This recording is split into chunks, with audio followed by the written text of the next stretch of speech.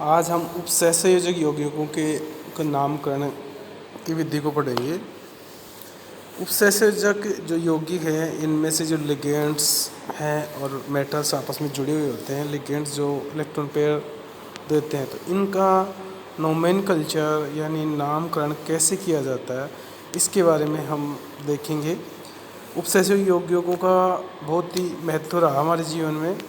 बड़ी संख्या में उसे यौगिक अध्ययन के बाद में यह आवश्यक हो गया था कि इनका नामकरण करना बहुत ज़रूरी है, और इसके लिए एक पद्धति दी गई थी। सन 1957 में अंतर्राष्ट्रीय स्तर पर बनी हुई जो संस्था थी ना, IUPAC, international union of pure and applied chemistry, ने उपसहसंयोजक यौगिकों के नामकरण के लिए कुछ नियम तय किए। उनके अनुसार ये नामकरण के निम्न प्रकार से किया। पहला दिया, सामान्य लवणों की भांति संकुल लवणों का नाम भी दो शब्दों में लिखा जाता है, जिससे पहले धन आयन और फिर ऋण आयन का नाम लिखा जाता है। इन दोनों के मध्य रिक्त स्थान छोड़ दिया जाता है। फॉर एग्जाम्पल, साधारण लवण जैसे होता है सोडियम क्लोराइड NaCl, तो इसको सोडियम क्लोराइड। इसी प्रकार से कॉम्प्लेक्स होता है संकुल लवण, जैसे बड़ा ब्रैकेट CONH3/6 ब्रैकेट बंद Cl3, इसको कहेंगे हेक्साएमीन कोबाल्ट क्लोराइड्स। अभी इसका कौन सी ऑक्सीजन अवस्था है उसको हमने छोड़ रखा है, जनरल नाम इसको देंगे। तो जो ब्रैकेट में है उसको एक साथ लिखेंगे, ब्रैकेट बाहर वाले को एक साथ लिखा जाएगा, ये है इसमें।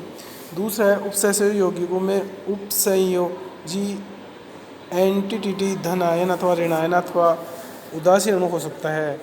इसका नामकरण भी इसके आधार पर होगा। यदि उपसहसंयोजक एंटिटी अपने आप में एक पूर्ण उदासीन अणु है तो उसमें कोई धन आयन ऋण आयन नहीं होगा।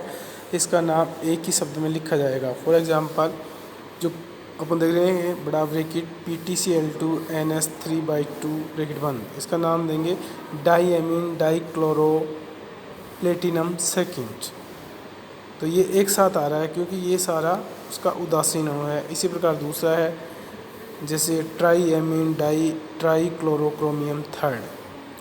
फिर तीसरा पॉइंट है, उपसहसंयोजी एंटिटी का नाम लिखते समय पहले लिगेंड्स के नाम लिखते हैं और फिर धातु का नाम लिखते हैं। फॉर एग्जांपल, ये है ferrous S2 2+ hexa aqua iron seconds. इसी प्रकार CONH3/6 2+, इसका नाम लिखेंगे हेक्सा एमीन कोबाल्ट सेकेंड। चौथा है, संकुल यौगिक में लिगेंड तीन प्रकार के हो सकते हैं, ऋण आयन हो सकते हैं, उदासीन या धन आयन भी हो सकते हैं। धन आयन का बहुत कम चांस होता है, अधिकांश ऋण आयन या उदासीन होते हैं, ज़्यादा इलेक्ट्रॉन पेयर होता है। लेकिन कुछ अपवाद होते हैं जिसमें धन आयन भी आपको मिल जाएंगे, जिन्हें अंग्रेजी वर्णमाला के क्रम में लिखा जाता है। इनको जो भी ऋण आयन होंगे, चाहे कोई भी आवेश क्यों न हो, धन आयन ऋण आयन हो, तो इनको जैसे COCl2 NH3 4+ का नाम लेते तो टेट्रा एमीन, एमीन पहले आएगा, क्लोरो बाद में आएगा, तो ये अल्फ़ाबेटिकल हो गया इसमें, tetra amine dichloro cobalt third ions. इसी प्रकार triamine chloro di platinum second ion, triamine chlorido platinum second ions. पांचवा इसमें पॉइंट्स है, यदि संकुल आयन या अणु में एक से अधिक समान लिगेंड हो तो उन लिगेंडों के नाम पूर्व लगन की तरह डाई ट्राई आदि लिखे जाएंगे।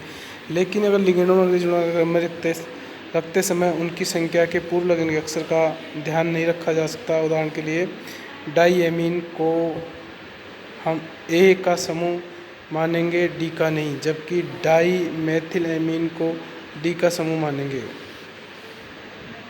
क्योंकि यह डाई लिगेंड का नाम है। डाई मेथिल एमीन में डाई लिगेंड्स का नाम है, वहाँ डाई दो एमीन्स का नाम है, तो इसलिए वहाँ एक का समूह होगा, ये डाई D का समूह होगा। उनकी संख्या बताने वाले पूर्व लगन नहीं है, जिन्हें लिगेंडों के में नाम में डाई ट्राई आदि लिखा जाता है। तो ऐसे लिगेंडों की संख्या बताने के लिए उनके नाम के आगे जो होते हैं 20, ट्राइस या टेट्रा आदि पूर्व लगन का प्रयोग किया जाता है। फॉर एग्जाम्पल, फर्स्ट है COCl2 En/2Cl ब्रैकेट में नाम, तो डाईक्लोरो, फिर 20 एथिलीन डाईएमीन्स कोबाल्ट क्लोराइड्स। इस प्रकार छठा देखते हैं हम, ज्यामितीय व प्रकाश से समायों को प्रदर्शित करने के लिए संकुलों के नामों से पहले सीस या ट्राइस, D या L का प्रयोग किया जाता है। लिगेंडों का नामकरण में ए है ऋणायन लिगेंड, चाहे अकार्बनिक हो या कार्बन के नाम के अंत में अनुलग्न ओ आता है। सामान्यतः जिन ऋणायनों के नाम आइड आइट अथवा एट पर समाप्त होते हैं। उनके अंतिम अक्षर ई और ओ से प्रतिस्थापित किया जा सकता है, प्रतिस्थापित कर दिया जाता है। अतः इस प्रकार के अनुलग्नों को आइडो, आइटो, एटो हो जाते हैं। जैसे सल्फाइड का लिगेंड है, इसको सल्फाइडो कहेंगे। क्लोराइट है तो क्लोराइटो कहेंगे।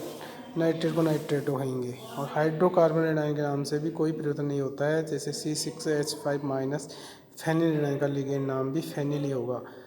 और साइक्लोपेंटाडाइनिल C5H5- है, रेनाइन का लिगेंड का नाम भी साइक्लोपेंटाडाइनाइल ही होगा। उदासीन लिगेंड के नाम में कोई परिवर्तन नहीं होता, उनका नाम उदासीन अणु जैसे प्रीडीन, मेथिलेमीन आदि अथवा मूलक की बात किया हो तो NO को नाइट्रोसिल, CO को कार्बोनिल कहा जाता है, जल और अमोनिया को एक्वारेमीन कहा जाता है। तो इस प्रकार इनका उदासीन आ गए। फिर D है, इसमें धनाय लिगेंडों के नामकरण में भी कोई परिवर्तन नहीं होता, उनके नाम के अंत में भी EM ही लगा होता है। जैसे NH2 NH3+ को हाइड्राजीनियम भी लिखा जाता है। कुछ प्रमुख लिगेंड्स ये हैं जिनको हम डिटेल में देख सकते हैं। एक में मूलक दे रखा है, फिर इसका फॉर्मूला दे रखा है, फिर IUPAC नाम दे रखा है इसका। जैसे हाइड्राइड का H- होता है, हाइड्राइडो दे रखा।